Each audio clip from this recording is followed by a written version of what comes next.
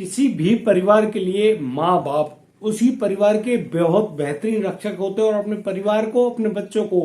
हर तरह की मुसीबत से बचाते हैं और उनको संभाल कर चलाते हैं ताकि वे भी अपनी जिंदगी में खुशनुमा रह सकें। यही हमारे समाज का आईना है और हमारे प्यार से रहने वाले समाज में सभी लोग एक दूसरे की मदद करते हैं और सभी लोग खुशनुमा जिंदगी जी रहे होते हैं। लेकिन तब क्या हो जब एक पिता ही अपनी 3 बेटियों और उस खुद की पत्नी की हत्या कर दे, साथ ही साथ वह खुद भी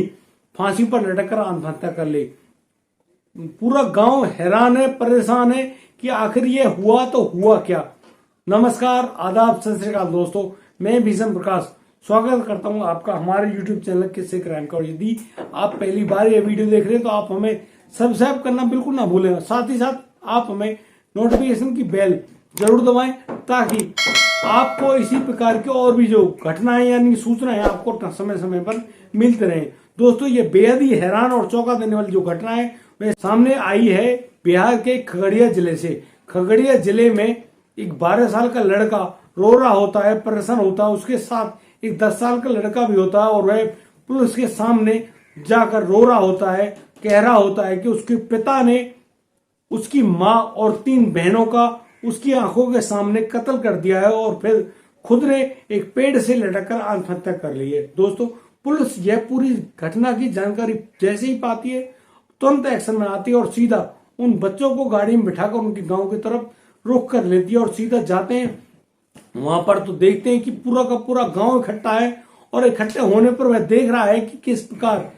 एक व्यक्ति मुन्ना यादव, जिसकी उम्र करीब 46 साल है, मुन्ना यादव ने अपनी पत्नी की तो हत्या की ही की है, अपनी 3 जवान बेटियों की हत्या भी कर दी है। साथ ही साथ वह अपने 2 बेटों की भी हत्या करना चाहता था, लेकिन वो 2 बच्चे छत से कूदकर जैसे तैसे अपनी जान बचा लेते हैं और सीधे पुलिस के पास पहुंच जाते हैं और पुलिस को सारी घटना की जानकारी दे रहे होते हैं। दोस्तों, यहाँ पुलिस अब खोजबीन में जैसी जुटती है तो गांव के और जो अन्य जो युवक हैं यानी कि और जो लोग हैं वे भी इस बारे में जानकारी देते हैं कि जो मुन्ना यादव नाम का जो व्यक्ति है वह एक पट्टेदार की हत्या करने के जुर्म में जेल से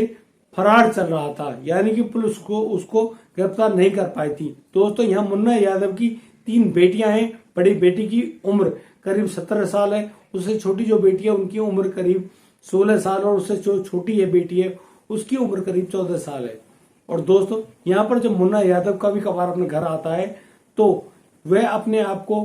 काफी गुस्से में परेशान पाता है। वह रात में छुप छुपाकर मुंह ढककर आता है और अपनी पत्नी अपने बच्चों से मिलकर चला जाता है और यहाँ पर वह कुछ पैसों की मदद भी करता है। उन बच्चों को उनकी माँ ने बड़े अच्छे ढंग से मेहनत मजदूरी करके पाला है और वो जैसे तैसे अपना गुजारा कर रहे होते हैं। और दोस्तों, यहाँ पर मुन्ना यादव उस रात को जैसे ही घर में आता है तो दोस्तों यहाँ मुन्ना यादव भी काफी ज्यादा नशे की हालत में होता है। मुन्ना यादव और मुन्ना यादव की पत्नी यानी कि वो पति पत्नी दोनों नीचे कमरे में होते हैं और तीनों लड़कियां और 2 बेटे, जिनमें बड़े बेटे की उम्र 11 साल है, अंकित उसका नाम है, और जो छोटा बेटा आदित्य है जिसकी उम्र करीब 10 साल है, वो दोनों और तीनों बहन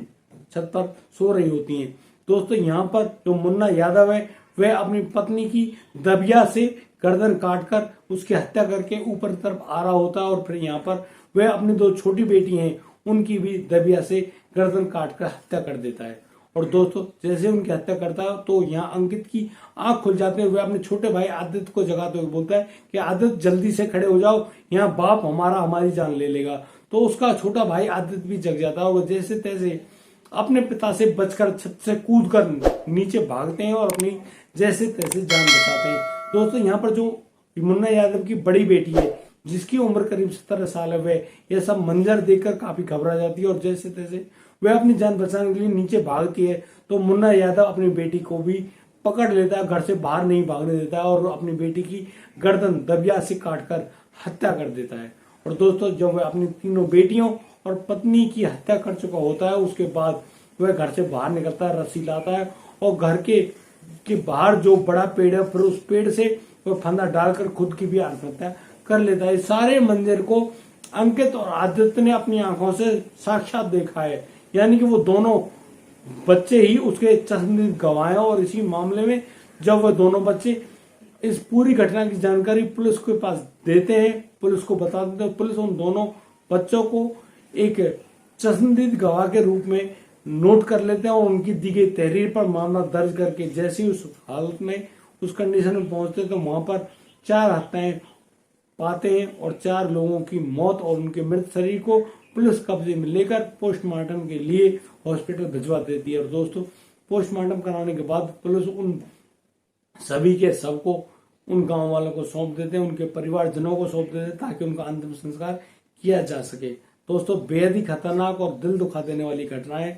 हमारा ऐसा कोई मकसद नहीं कि हम लोग आपको परेशान करें, दुखी करें, लेकिन ऐसा भी होता है कि कुछ असामाजिक तत्व जो हमारे समाज के हिस्सा हैं, जो नशे की हालत में इस प्रकार के कृत्यों को अंजाम देते हैं, जिसकी वजह से ये सारी घटनाएं घटित होती हैं और जिसकी वजह से ऐसे ऐसे मासूम बच्चों को जिनकी कीमत अपनी जान देकर चुकानी पड़ती है। बेहद ही खतरनाक और दिल दुखा देने वाला ये मामला सामने आया है बिहार के खगड़िया जिले से। और दोस्तों, यदि आपको हमारी ये वीडियो और दी गई जानकारी अच्छी लगी हो तो आप हमें लाइक करें, कमेंट करें, शेयर करें और हाँ, सब्सक्राइब करना बिल्कुल ना भूलें। दोस्तों, मिलता हूँ कल तो नया सनसनीखेज मामला। तब तक के लिए आप बढ़िया रहें, बेहतरीन रहें, अपने परिवार का बड़ी खूबसूरती से ख्याल रखते रहें। जय हिंद, जय भारत।